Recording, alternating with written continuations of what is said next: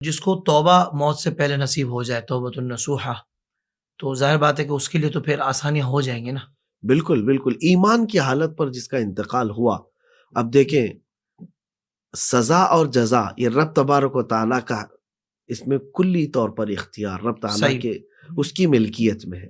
وہ جس بندے کو سزا دے، جس بندے کو جزا دے، یہ ضروری نہیں ہے کہ ہم اپنے عقلوں سے یہ کہیں کہ میں نے نیکیاں کیا ہے تو مجھے اتنا ملنا ہی ہے، میں نے گناہ، اس نے گناہ کیا ہے تو اس کو سزا دینا ہی ہے۔ یہ تو رحمان کی منشا ہے، یعنی میں جنت میں جا رہا ہوں تو اپنے اعمال کی وجہ سے جا رہا ہوں، یہ تو بات ہے ہی نہیں۔ اللہ کا فضل ہے بس، وہ جسے چاہے، اور پھر وہ عدل کرنے پر آئے تو پھر تم تو دے بھی نہیں پاؤ۔ اللہ اکبر۔ اگر تم وہ اللہ کریم جو ہے عدل کرنے پر آئے تو بڑے بڑے پرہیزگار جو 200 سال کی عبادت کیے ان کے تقوی بھسم ہو جائیں گے، کسی ایک چیز میں پکڑ ہو جائے گی۔ تو رب تبارک و تعالیٰ کے حضور آپ نے صرف یہ پوچھا کہ توبہ کر لے بندہ تو اس کے لیے امن ہے نہیں، پھر بھی توبہ کر کے بھی انتقال کیا ہو، رب تعالیٰ کی فضل سے امید لگائے رکھے، کیونکہ اس دن رب تبارک و تعالیٰ ارحم الراحمین بھی ہے، سخت پکڑ کرنے والا بھی ہے لیکن ارحم الراحمین بھی ہے۔ بہت سارے بندوں کو بے حساب معاف بھی کیا جائے گا اور کچھ کو تو پکڑا بھی جائے گا، لیکن جہاں تک مجھے یہ سمجھ میں آیا آیتوں کو پڑھنے کے بعد، جو بندہ اترایا گناہوں پر، گھمنڈ کیا، بے خوف ہو کر کے جینے لگا، کچھ نہیں ہوگا میرا، کون کیا بگاڑے گا، تو اس کی تو پکڑ ہوگی، اس کی پکڑ ہوگی، اس کو سزا چکھائی جائے گی۔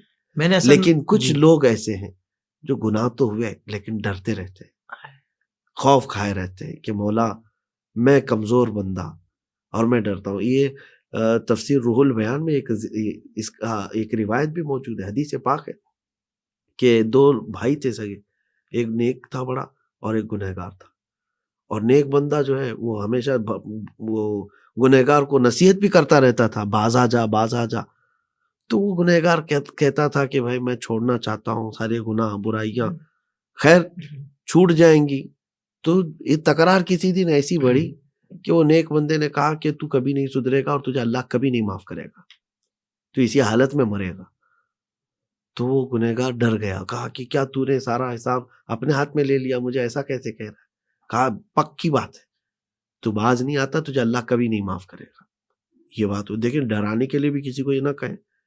اب دونوں کا انتقال ہوا تو رب تبارک و تعالیٰ دونوں کو اٹھائے، اور پھر اس نیک بندے کا جو حساب ہوا شروع میں، کہا کہ تیری نیکیاں سب اپنی جگہ پر، میرے ایک بندے کو میری رحمت سے دور کرنے والا تو کون ہے؟ اللہ اکبر۔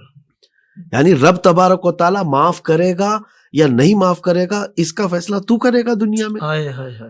اور اسی بات پر پکڑ ہوئی اور اس نیک بندے کو دوزخ میں ڈال دیا گیا کہ تو رحمان کی مشیت میں کہاں دخل اندازی کر رہا ہے، اور اس گنہگار کو اٹھایا گیا، کہا کہ تو کیوں نہیں بچتا تھا، تیرا کیا حال ہے؟ تو وہ کہتا ہے رب تبارک و تعالیٰ سے، مولا کمزور بندہ، تیری شان الوہیت، تیری شان ربوبیت، تو ارحم الراحمین ہے، مجھ جیسے کمزور کو کیا تو عذاب دے گا؟ اور اگر عذاب دے گا تو میں تیرا ہی تو بندہ ہوں، میں تیرا ہی تو بندہ ہوں۔ تو رب تبارک و تعالیٰ فرماتا ہے کہ اس کو میری رحمت سے اتنی آس ہے، فرشتوں معاف کرو، اس کو جنت میں بھیج دو۔ یہ بھی مناظر قیامت کے ہیں۔ تو کل ملا کر کے حاصل یہ ہے کہ بندہ اگر رب تبارک و تعالیٰ سے آس لگائے ہے اس کے فضل سے، تو امید یہی ہے کہ رب تبارک و تعالیٰ اس کو معاف کرے گا۔ تو قیامت تو ہے، قیامت تو ہے، لیکن یہاں پر اس سے خوف بھی رکھیں جو صدیق اکبر کا ایمان تھا۔ فرماتے ہیں کہ اگر لوگوں کو جنت میں بھیجا جا رہا ہو اور ایک کو دوزخ میں، تو آپ فرماتے ہیں مجھے ڈر لگے گا کہ وہ ایک میں نہ ہو، اور اگر اللہ تبارک و تعالیٰ یہ فرمائے کہ دوزخ میں جائیں گے ایک جنت میں، تو اس کی رحمت سے یہ مجھے امید ہوگی وہ ایک میں ہوں۔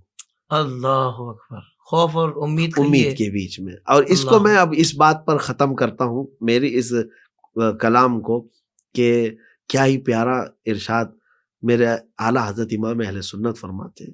دیکھیں قیامت کے دن سزا بھی ہوگی، جزا بھی ہے، دونوں چیزیں ہیں، تو ڈر تو ابھی ہے ہمیں۔ تو اعلیٰ حضرت کیا کہتے ہیں؟ ڈر تھا کہ عصیاں کی سزا اب ہوگی یا روز جزا۔ اللہ اکبر۔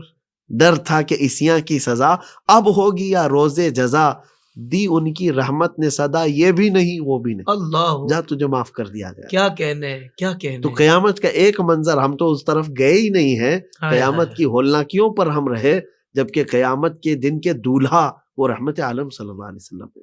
अल्लाह, उनसे जाहिर सी बात है कयामत का जिक्र हुजूर के बगैर तो मुकम्मल ही नहीं है। हाय हाय हाय, फकत इतना सबब है इन्हें कादे बज़्म महशर का कि उनकी शान महबूबी दिखाई जाने वाली है। सुभान अल्लाह, खलीलो सुभान, नजी मसीह व सफ़ी, सभी से कहीं कहीं न बनी, ये बेखबरी की खल्क फिरी कहाँ से कहाँ हाँ, तुम्हारे लिए। हुजूर पाक सल्लल्लाहु ताला अलैहि वसल्लम का तो उस दिन जलवा है। अर्श हक है मसनद रिफात रसूलुल्लाह की, वाह वाह, देखनी है हश्र में इज्जत रसूलुल्लाह की। सुभान, तो बगैर रसूलुल्लाह के जिक्र के तो कयामत का जिक्र कंप्लीट नहीं है। हाय हाय, हाँ, क्योंकि सरकार मुफ्ती आजम हिंद जैसा मुत्तकी, अपने वक्त का परहेजगार, जिसके तकवा पर तवातुर के साथ उलमा ने रिवायतें नकल की हूँ, वैसा मुत्तकी ये कहता है मेरे आमाल का बदला तो जहन्नम ही था, मैं तो जाता मेरे सरकार ने जाने ना जाने दिया। न दिया। तो अल्लाह, सरकार के जिक्र के बगैर कयामत का जिक्र कंप्लीट नहीं है।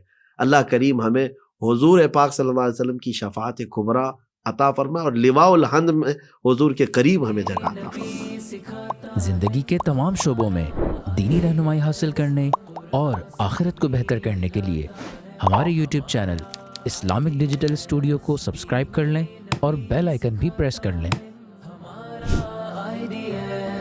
कुरान से भी मिलाता है